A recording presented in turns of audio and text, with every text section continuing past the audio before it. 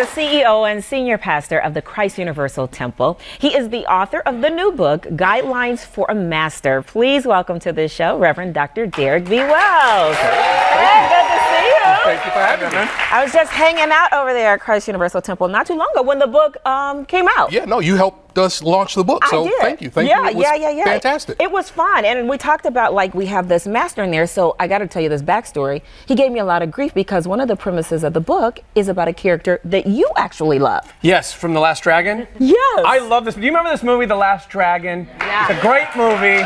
I saw it when I was a kid. I've seen it about 10 times. Val came to me and told me the story and says, yeah, he uses the movie The Last Dragon. I'm not sure, she hasn't seen it yet. And not yet. She's waiting until it comes out on everything. Right. But tell me the correlation, because I love the whole, you know, the whole symbolism. Yeah, and so that's exactly what it is. We use Bruce Leroy as a symbol of one's self-mastery and the journey from where you begin to where you can ultimately become if you begin to unpack what is within you. And so he made the perfect symbol. His journey to what he would call the glow just symbolized what for any one of us here might be mastery or happiness. And so it was perfect. And I agree with you. I don't know why some people have not seen The Last Dragon yet. Yes. We got to get her this on DVD. Okay, fine. Okay, let's talk about why now for this book, because we talked about this. I mean, there's great reminders about things we already know, but why did you write it now? Well, so leading up to last year's election, there was so much vitriol and rhetoric in the air, so much being said that was, I think, intended to cause division between people.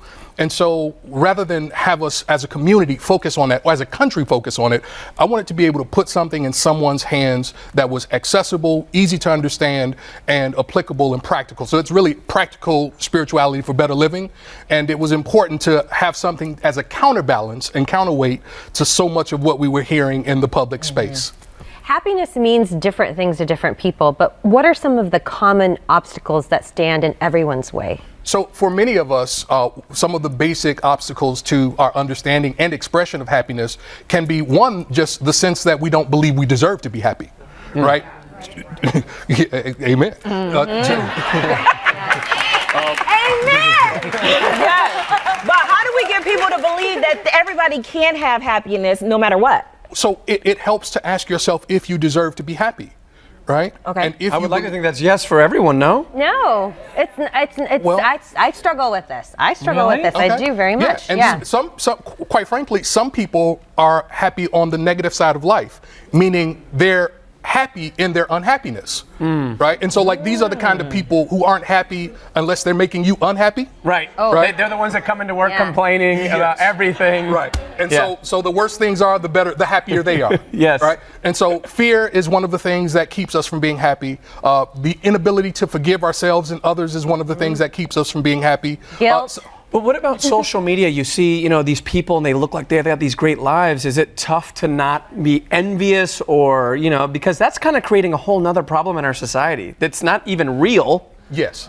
So one of the things that we talk about in the book is to make sure that you do not compare yourself to other people, because thinking that someone's projection of what they want you to see, the best of them, thinking that that's where their life is, and then you begin to strive after something that's only in their imagination or only on their social media line, you can begin chasing after something that's not within the reach of the person you're using as a model, right? So what we say in the book is make sure that you understand that happiness is within you. Begin to work toward your purpose, the unpacking and fulfillment of your purpose, and then let that be what drives your happiness, and then that can also lead you to success. And Leroy apparently did this? Yes, he did. Yes. He did. Not spoiler alert. And Bruce Leroy. Yeah. Yes. And he beat Show Enough. That's what I was about to bring up, Shona. Leroy. Show Enough. So he had somebody going against him, but yet still accomplished this. Yeah. So Shonuff was his nemesis throughout the whole movie, and one of the reasons why we also use Bruce Leroy and Shonuff, because at Christ Universal Temple, Shonuff's mom was the assistant minister for a long time, and so there was just a natural synergy. Yeah. Right. The actor's Yeah. mother? Julius Carey. Well, yeah. His mother Reverend Dr. Helen Carey was the senior minister to assistant minister to Reverend Coleman for 50 years, nearly 50 This years. character is crazy when you see the movie. So that's why it's so shocking He's to the hear meanest, that. baddest Yes. mofo in all of Harlem. Right. Okay, so what's the ultimate thing you want people to get about 12 Steps to an Extremely Happy Life? Get out of the book. Okay, because I was going to say the ultimate thing I want you to get is the book. Because if you get the book, then you can get the steps. But what I want you to get is that happiness is within you, that you have the ability to be happy if you believe you deserve to be happy. And then if you will take the steps and do the work to experience happiness, it can be yours. It is not unattainable. It is accessible and it's right within you. It's within your reach. The glow. All right. The Yes, glow. thank you. Reverend Dr. Wells. Guidelines for a Master is available now. We have the links at wendycitylive.com. And guess what? We want everyone to be happy in our audience. So you're all going home with a copy.